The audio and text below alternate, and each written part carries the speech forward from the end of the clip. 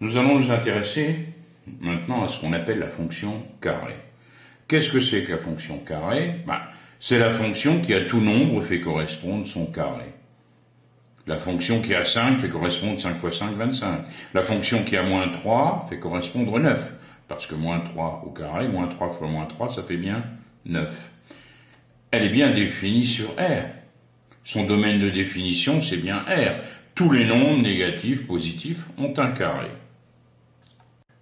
Pour l'étudier, on peut faire un tableau de valeurs. Première rangée, je vais prendre les valeurs de x. Et puis, deuxième rangée, f de x, c'est-à-dire x au carré. Moins 3 multiplié par moins 3, on le disait tout à l'heure, ça fait 9. Si je veux trouver l'image de moins 2,5, je peux prendre ma calculette. Attention, quelque chose de très important, il faut absolument que je mette ce moins 2,5 entre parenthèses. Sinon, j'obtiendrai un nombre négatif. Donc moins 2,5 au carré, ça me donne 6,25. Et je continue. Et j'ai ici mon tableau de valeurs. Je ne vais pas m'ennuyer à chaque fois que je veux étudier une fonction. Je ne vais pas devoir faire un tableau de valeurs. Je vais utiliser ma calculatrice pour cela. Regardez bien. Bon, ce que nous faisons là avec ce type de calculatrice, vous pouvez bien sûr le faire avec n'importe quelle calculatrice. D'abord, vous allez tout simplement rentrer la fonction dans la calculatrice. Vous avez une touche ici, f de x, vous la voyez, j'appuie, et je vais ici directement mettre sur la première ligne, parce que la calculatrice m'offrait la possibilité de rentrer beaucoup de fonctions, mais je n'en rentrerai qu'une. Donc je vais rentrer la formule littérale, c'est ici x. Alors vous voyez, pour faire le x, vous prenez cette touche ici, x, t, θ, n, vous la voyez. Vous appuyez, vous avez x, et on a dit x au carré. Cette touche pour la puissance, vous la connaissez, puissance 2, donc x au carré. J'ai rentré ici la fonction. Si vous voulez maintenant le tableau de valeurs, est-ce que vous avez vu qu'il y avait table en jaune ici au-dessus de graphe, vous le voyez? Donc ce que vous faites, vous tapez seconde, table. Et vous avez le tableau de valeurs, vous avez les x et les images. Le carré de 0, c'est 0, l'image de 1, etc. Et là, vous vous dites, mais moi, je voulais être plus précis tout à l'heure avec mon tableau de valeurs. Je voulais que ça aille de 0,5 à 0,5. Regardez bien. Ici, vous avez une touche, fenêtre, et au-dessus, en jaune, définition de la table. Seconde, une fois de plus, définition de la table. Alors ici, pour l'instant, il est écrit, la table, elle démarre à moins 1. Vous voulez pas que ça aille de 1 à 1, mais de 0,5 en 0,5. Vous tapez 0,5. Vous entrez, vous l'avez, 0,5. Et maintenant, si on fait seconde table, eh bien, vous allez de 0,5 en 0,5. Bon, je sais que l'image de 0,5, c'est 0,25, de 1, c'est 1, de 1, donc, vous voyez, vous avez le tableau de valeurs. Donc, par exemple, tout à l'heure, quand nous tracerons la représentation graphique, on peut directement s'appuyer sur la calculette. On n'a pas besoin de notre tableau de valeurs. Quand vous voulez revenir au mode habituel de la calculatrice, vous faites seconde, quitter. Et à ce moment-là, vous avez votre calculatrice. Mais vous avez toujours la fonction à l'intérieur. On peut vérifier. La fonction, pour l'instant, elle est toujours là. Pour tracer la représentation graphique de la fonction carré, je vais employer donc la calculatrice. Je vais voir directement la table, comme je vous le montrais tout à l'heure. Bon, on peut remonter, on peut démarrer peut-être à moins 2,5, l'image de moins 2,5, c'est 6,25. Donc, moins 2,5, je suis ici. Et je vais à 6,25. Ici, je suis à 6. 6,25, c'est à peu près un quart ici, au-dessus de 6. Je continue. Moins 2, c'est 4. 1, 2, 3, 4. Si je prends moins 1,5, je vais obtenir 2,25. Attention, moins 1,5, je suis ici. 1, 2, un petit quart ici, 2,25. Et je continue. Je suis à moins 1. L'image de moins 1, c'est 1. Et l'image de 0, c'est 0. Je continue. Ici, l'image de 1, c'est bien 1. L'image de 1,5, 2,25, je place. Et je continue. Et on s'aperçoit que la courbe, en fait, elle a une forme particulière, une espèce de forme de vallée, comme ceci, vous voyez. Cette forme, c'est une parabole. Alors, quand vous avez à tracer la courbe, c'est toujours à main levée. N'employez jamais votre règle. Vous allez employer votre règle si vous êtes certain que votre courbe, elle a des parties qui sont des portions de droite. Là, c'est pas du tout le cas. Donc, à main levée, on va tracer la courbe. Évidemment que c'est plus ou moins précis. Bon, essayez d'être régulier, vous savez à peu près la forme. On va passer ici par l'origine du repère. On obtient cette forme ici. Une parabole.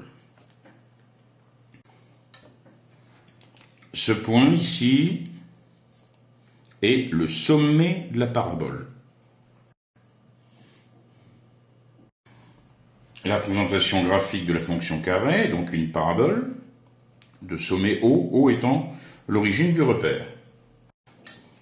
Qu'est-ce que vous remarquez sur cette courbe, sur cette forme ? Elle a bien sûr un axe de symétrie. Si on s'amuse à plier le long ici de l'axe de Zargonnet, on voit que les deux parties de la courbe se superposent. Mais ça n'a rien d'étonnant. Vous aviez peut-être remarqué tout à l'heure que l'image de moins 1, c'était pareil que l'image de 1. L'image de moins 1, c'est pareil que l'image de 1. L'image de moins 2, c'est pareil que l'image de 2. L'image de moins 2 vous donne la même image que 2. Donc rien d'étonnant, on a ici une parabole qui admet comme axe de symétrie l'axe des ordonnées. Nous verrons plus tard qu'une telle fonction est appelée une fonction paire, P-A-I-R, paire. N'oublions pas que nous avons cette année en seconde une calculatrice graphique. On pourrait peut-être l'utiliser. Vous avez cette touche qui s'appelle graphe. Regardez bien. Et voilà, votre calculatrice, elle vient de vous tracer la courbe. Et vous voyez bien que c'est une parabole qui a pour sommet ici l'origine du repère. Juste un point sur l'utilisation. Imaginez que vous vouliez bien vérifier que vous avez ici l'origine du repère comme sommet de la parabole. Vous voyez cette fonction ici qui s'appelle zoom. Vous appuyez dessus zoom. Et vous prenez ce qu'on appelle la Z-box, c'est-à-dire la boîte. J'appuie sur Entrée. Et avec mes flèches, ici, je peux déplacer, je ne sais pas si vous la voyez, ça y est, on va la voir, regardez. Vous voyez cette petite croix qui se trouve ici ? Alors, je vais faire une boîte. Je vais faire un rectangle ici pour agrandir. Donc, j'appuie sur Entrée. Et vous avez vu que ma petite croix, elle devient un petit carré noir. Et qu'est-ce que je fais avec mes flèches ? Je vais faire un rectangle. Vers le haut, vers le bas, j'ai mon rectangle, vous voyez ? Et ce qui va se passer, c'est que vous avez un agrandissement et vous voyez mieux ce qui se passe. Encore plus fort, regardez, cette petite croix qui se déplace, elle m'indique en dessous les coordonnées directement. Alors si je me place à l'origine du repère, bon, je suis pas loin bien sûr de 0, 0. Et quand je veux revenir au zoom habituel, je vais appuyer sur zoom et appuyer sur la touche 6, standard, et je reviens à l'aspect initial. Intéressons-nous au sens de variation de la fonction f. On l'a vu précédemment dans un chapitre, celui sur la généralité sur les fonctions. Eh bien, cette fonction ici, elle est décroissante, et ensuite elle devient croissante. Et on a pris l'habitude de résumer toutes ces informations sur ce qu'on appelle un tableau de variation. On a x, puis on a bien sûr f de x, c'est-à-dire x au carré. Alors attention, vous vous souvenez, l'ensemble des nombres réels, on pouvait l'écrire sous forme d'intervalle. R, c'était quoi? Moins l'infini plus l'infini. Donc quand on a une fonction qui est définie sur l'ensemble des réels, x, il varie de moins l'infini à plus l'infini.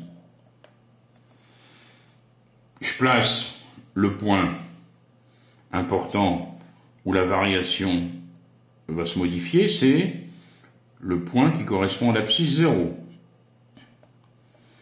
Et puis, je fais mes flèches, ça décroît, ça croît.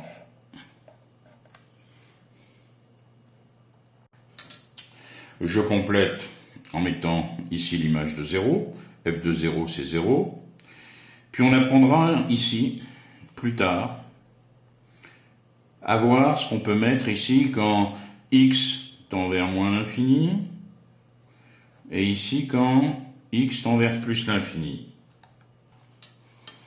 Ici, la fonction est décroissante, donc quand x devient plus petit, f de x devient plus grand. Donc quand x tend vers moins l'infini, f de x il devient de plus en plus grand, sans arrêt apparemment. Ici, la fonction est croissante, quand x devient plus grand, quand x tend vers plus l'infini, toutes les images deviennent de plus en plus grandes. Je suis certain que vous avez déjà une idée de ce qu'on pourra placer l'an prochain ici, à ces endroits. Qu'est-ce qu'on peut dire, bien sûr, de la fonction? C'est qu'elle admet un minimum. Le minimum de la fonction ici, c'est bien sûr 0. La valeur la plus petite que peut prendre la fonction, c'est 0.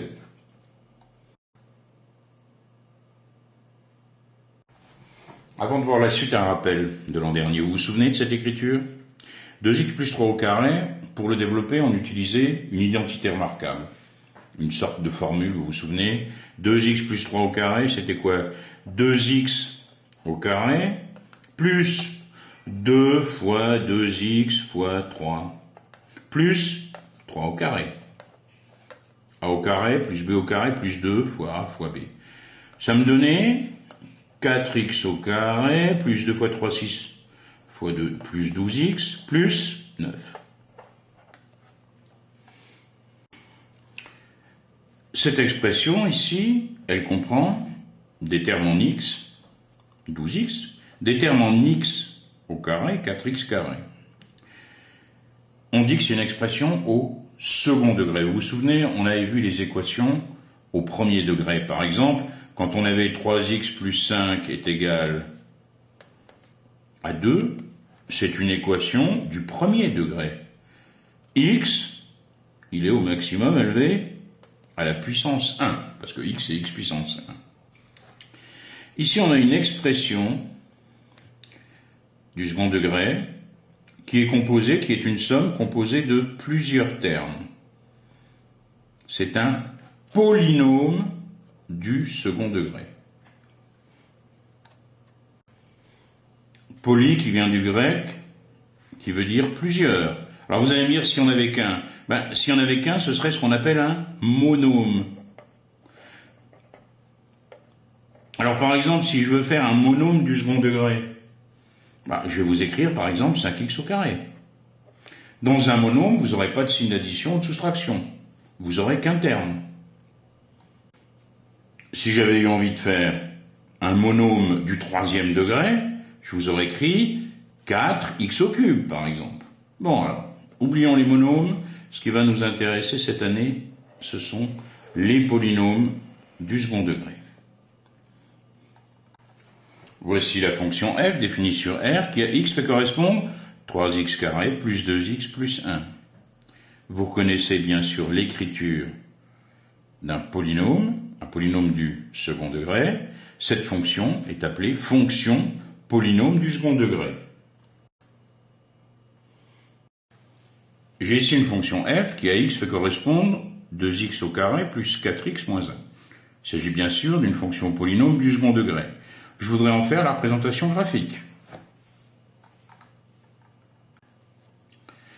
Je prends ma calculatrice, je rentre ici la fonction, vous vous rappelez, 2x au carré plus quoi 4x moins 1. J'ai ici table. Préalablement, j'ai défini, vous vous rappelez, la table pour que ça aille de 0,5 en 0,5. Seconde table, et je regarde. Bon, je vais démarrer à moins 3. Hein. L'image de moins 3, c'est 5. L'image de moins 3, attention, c'est 5. L'image de moins 2,5, c'est 1,5. Donc attention, 1,5. Je continue. L'image de moins 2, c'est moins 1. L'image de moins 1,5, c'est moins 2,5. L'image de moins 1, c'est moins 3. Ensuite, apparemment, ça remonte. L'image de moins 0,5, c'est moins 2,5. Et je continue. Et je m'aperçois que j'obtiens ici une forme que je reconnais, c'est une parabole. Je joins à main levée les points en tenant compte de la forme que j'ai reconnue. Voilà une parabole à nouveau. Vous remarquez ici que on a bien un axe de symétrie. Cet axe de symétrie n'est pas l'axe des ordonnées, mais par contre, c'est une droite qui est parallèle, vous le voyez, à l'axe des ordonnées. On a ici bien sûr le sommet de la parabole. Si on regarde maintenant le sens de variation, la fonction est d'abord décroissante, puis à partir de x égale moins 1, elle est comment? Croissante. On peut donc faire le tableau de variation. Toute fonction polynôme est définie sur l'ensemble des nombres réels. On va donc de moins l'infini à plus l'infini. Ici, le minimum de la fonction, il est atteint pour x égale quoi? Moins 1. De moins l'infini à moins 1, la fonction décroît, et ensuite elle devient croissante. Il ne me reste plus qu'à placer l'image de moins 1, c'est-à-dire 1, 2, 3, moins 3. Donc le minimum de la fonction ici est moins 3. Toutes les fonctions polynômes du second degré ont comme représentation graphique une parabole. Vous reconnaissez bien sûr GeoGebra. Je rentre ici la fonction qu'on vient d'étudier, 2x au carré, plus 4x moins 1. Vous vous souvenez, c'est celle qu'on vient de voir. Qu'est-ce qu'on obtient? On obtient notre parabole. On a bien ici l'axe de symétrie. On a le minimum de la fonction, il est égal à moins 3.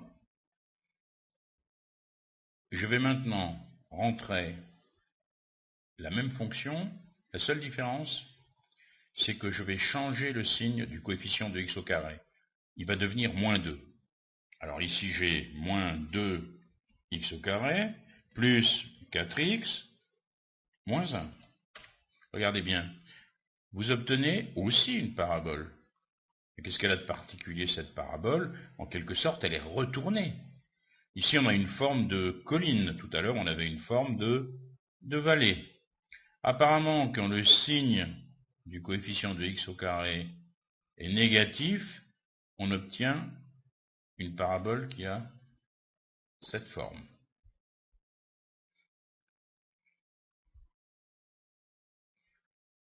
vérifions sur quelques exemples.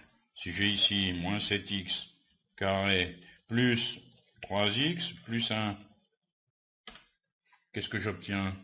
J'obtiens bien, ici, une parabole en forme de colline.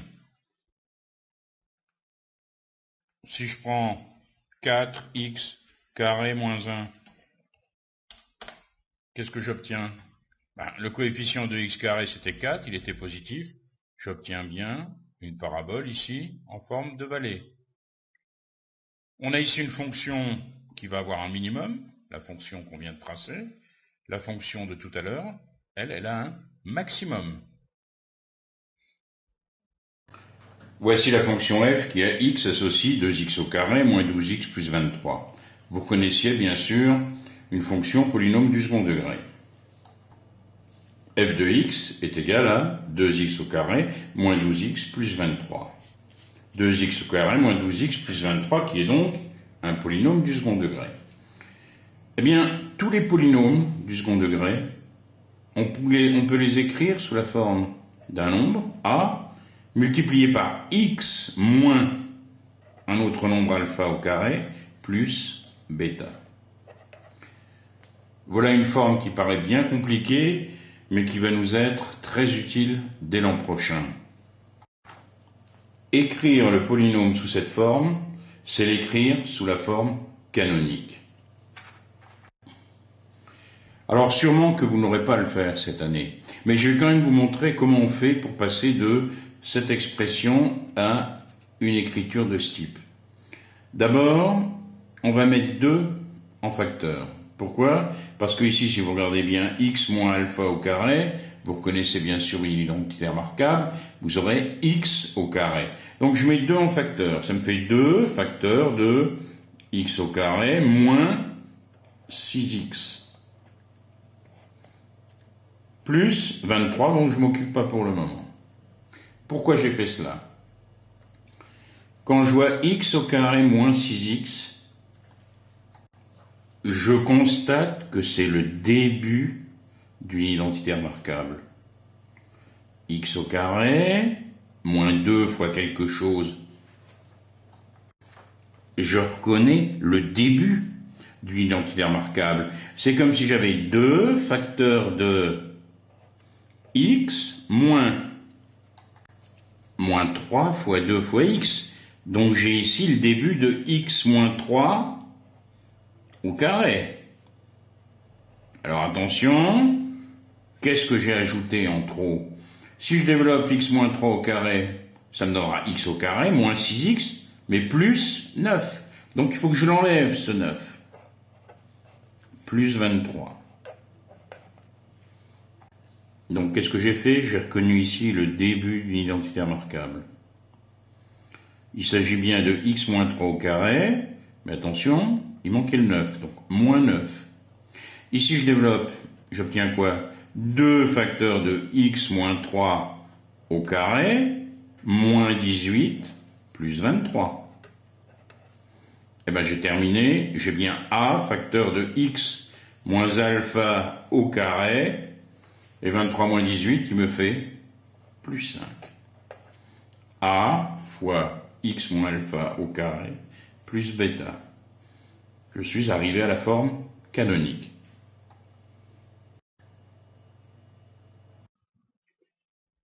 Fonction carré, fonction polynôme du second degré. Intéressons-nous d'abord à la fonction carré. Qu'est-ce que c'est que la fonction carré? C'est la fonction f définie sur R par f de x égale x au carré. C'est-à-dire si je prends f de moins 4, l'image de moins 4, ça me donne moins 4 au carré, c'est-à-dire moins 4 multiplié par moins 4, ça me donne 16. f de 5, 5 fois 5, ça me donne bien 25. Elle est bien définie sur l'ensemble R de tous les réels parce que chaque nombre a un carré. Voyons à présent le théorème suivant. On a la fonction f, qui a x associe x au carré, c'est la fonction carré bien sûr, définie sur l'ensemble des nombres réels, définie sur R. Elle est strictement décroissante sur l'intervalle moins l'infini 0, et strictement croissante sur l'intervalle 0 plus l'infini. Démontrons ce théorème. Démontrer qu'une fonction est croissante ou décroissante, ça revient à montrer l'ordre des images par rapport à l'ordre de départ des nombres considérés. Ici, on prend deux nombres, U et V, réels, deux nombres réels, tels que U soit inférieur à V. Ce qui revient à dire, bien sûr, que U moins V est inférieur à 0. On va comparer f de U et f de V. Si f de U et f de V sont dans le même ordre, ça voudra dire que la fonction est croissante. Si c'est dans l'ordre contraire, ça voudra dire que la fonction est décroissante. Prenons le premier cas, bien sûr, U et V positifs. On exprime f de U moins f de V. C'est égal à quoi? U au carré moins V au carré. Vous reconnaissez bien sûr une identité remarquable. U moins V, facteur de U plus V. Or, qu'est-ce qu'on sait? On sait que U est inférieur à V. C'est notre hypothèse. Donc, U moins V est inférieur à 0.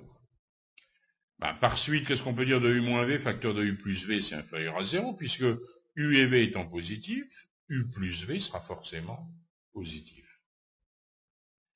Donc, par suite, on a f de U moins f de V qui est inférieur à 0, donc f de U inférieur à f de V. On a donc f de U et f de V rangés dans le même ordre que U et V. Qu'est-ce qu'on peut dire à ce moment-là? La fonction carrée en l'occurrence, est donc croissante sur 0 plus l'infini. Je suppose maintenant U et V négatifs. De la même façon que tout à l'heure, on exprime f de U moins f de V. C'est égal à U moins V facteur de U plus V. Mais attention, U est inférieur à V par hypothèse, donc U moins V reste négatif, mais U plus V, ce coup-ci, est négatif. Pourquoi? Parce qu'on a U et V négatifs. Conclusion, négatif multiplié par négatif, ça va nous donner un nombre positif. Par suite, qu'est-ce que je peux dire? F de U moins F de V est positif, donc F de U est supérieur à F de V. On avait par hypothèse U inférieur à V, et on arrive à F de U supérieur à F de V. Qu'est-ce qu'on peut dire de la fonction? Elle est décroissante. Donc la fonction carrée est décroissante sur moins l'infini, 0. C'est dans cet intervalle que j'avais choisi U et V. Voyons maintenant la représentation graphique de la fonction carrée. Alors observons bien cette représentation graphique. On obtient une courbe caractéristique. Regardez cette forme régulière. On appelle cette courbe ce genre de courbe une parabole. Alors, comme nous l'avons vu dans le tableau de variation précédemment, on a donc, quand x varie de moins l'infini à 0, on voit bien que la courbe décroît. Notre fonction est décroissante ici. Ensuite, quand x varie de 0 à plus l'infini, on a une courbe croissante. La fonction est croissante. Le sommet de la parabole, ici, c'est l'origine du repère. C'est le point O. Et l'équation de la parabole, c'est bien sûr y égale x au carré. On a ici le sentiment que la parabole est symétrique par rapport à l'axe des ordonnées. Eh bien, c'est l'objet du théorème suivant.